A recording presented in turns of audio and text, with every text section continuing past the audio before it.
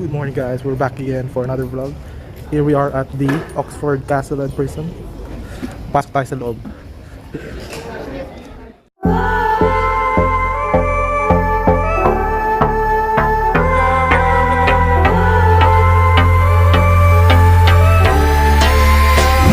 Dito tayo ngayon sa gift shop ng Oxford Castle while waiting for our tour.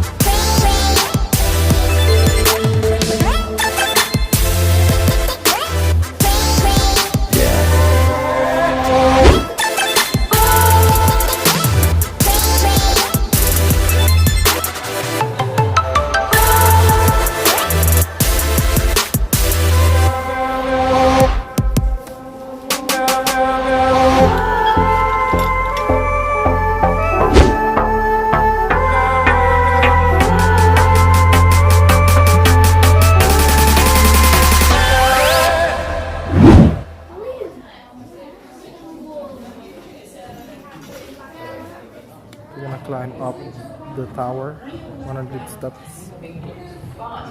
Yeah, have a rest. Thank you very much.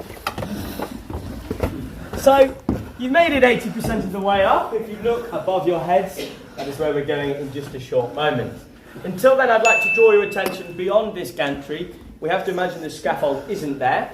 Below us are two Victorian storage tanks, one situated directly beneath me and one just hidden there. They weigh 1.2 tons each, rigid cast bolted iron, storing that water from that horrible punishment. We do some spectral analysis. This scaffold enabled us to do some cleaning work, and we found some fragments of bone. They've been sent away for some mass spectrometry to find out what they are. We don't really know. We think they're likely animal bone. They were fairly sizable, but not big enough to be cattle or sheep. We'll find out. We doubt they're human. That said, this room does have some pretty horrible war atrocities committed in it about 400 years ago. So in 1642, the King Charles I has been on the Parliament. He's been on the throne without the consent of Parliament for 11 years.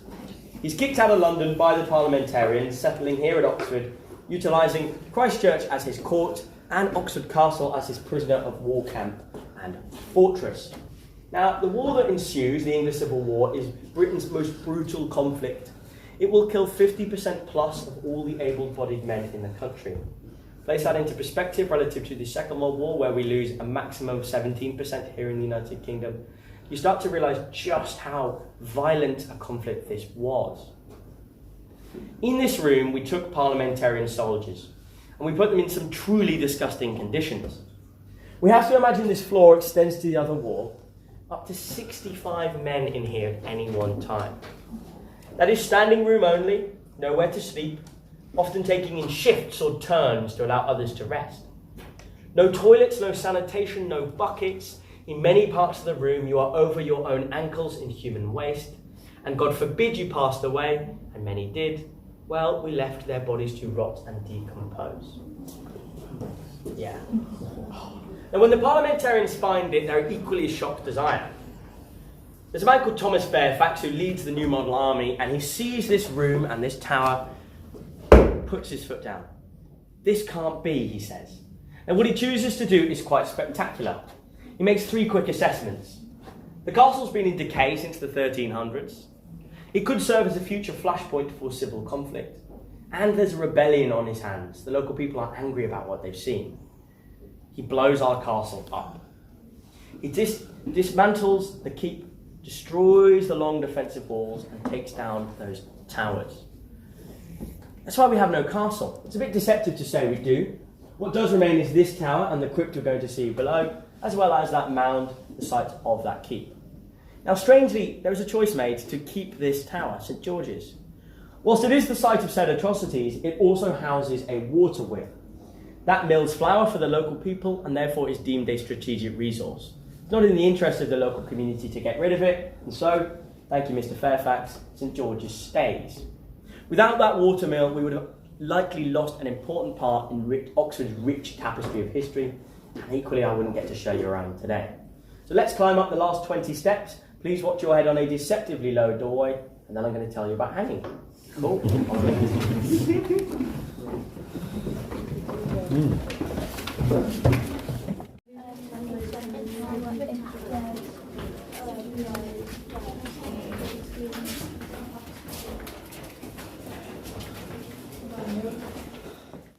Pillories dominate the medieval punishment landscape.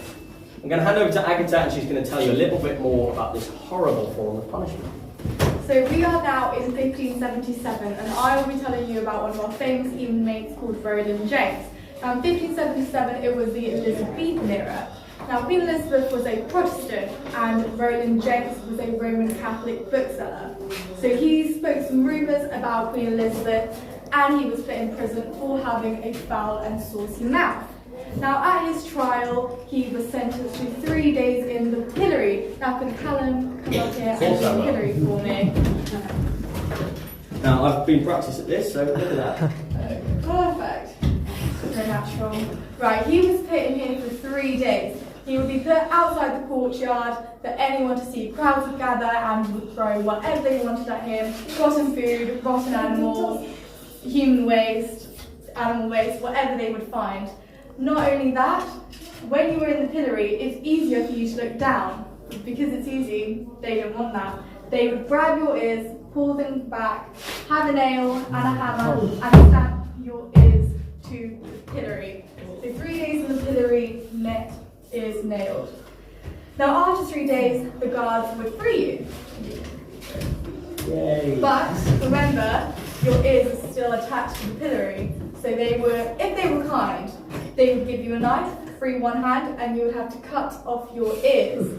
But if they were not feeling kind to you that day, you would have to rip your ears off. So very horrible, and your ears would stay on, so people would probably not commit crimes if they saw how many ears would be on the pillory. However, because his sentence was 3 days in the pillory for having a foul and saucy mouth, it's a bit ridiculous. In his trial, he put a curse on the men in the courthouse.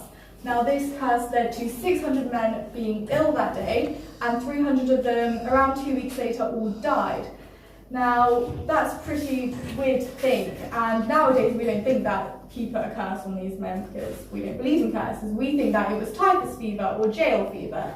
But that doesn't explain that only men died. No women, no children, no poor people, or no prisoners died. Only the men that were in the courthouse. But I will leave it to you to decide whether you think it was a curse or a typhus fever, because we still do not know till this day. Anyway, I will be taking you through to the next prison, which is the Jordan prison, and is completely different to one that is in the Elizabethan.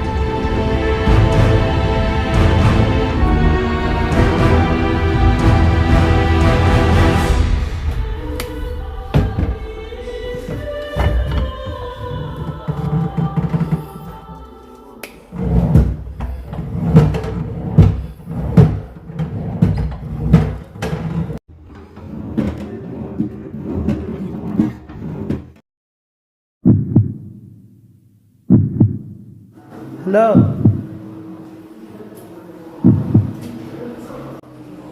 Oh! So don't cry me. 'Cause I know more about this prison than anyone alive. This here cell, rather special. Let me demonstrate. Let's pretend that I'm going to lose my temper, tear this cell apart with my bare hands, holler my head clean off, give you a raving headache. So just imagine the guard is closed.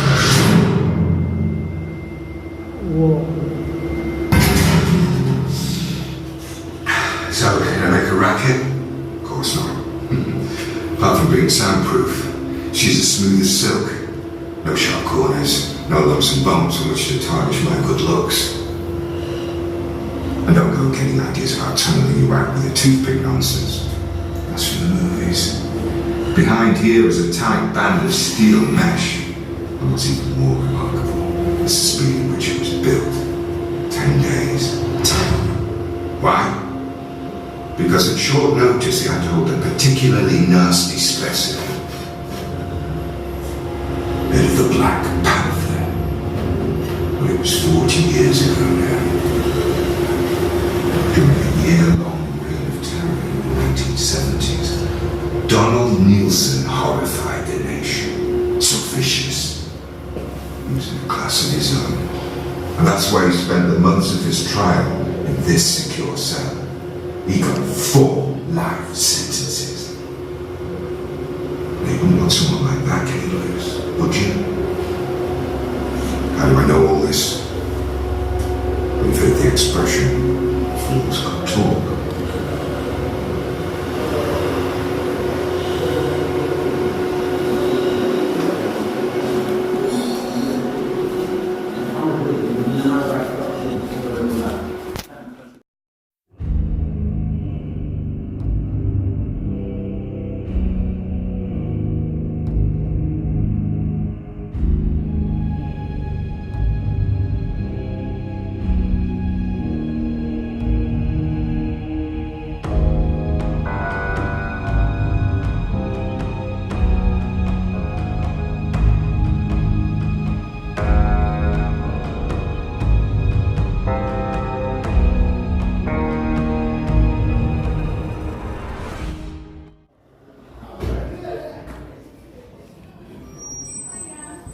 Yun, that's it for our tour, guys. We just finished the Oxford and prison tour. Pagod.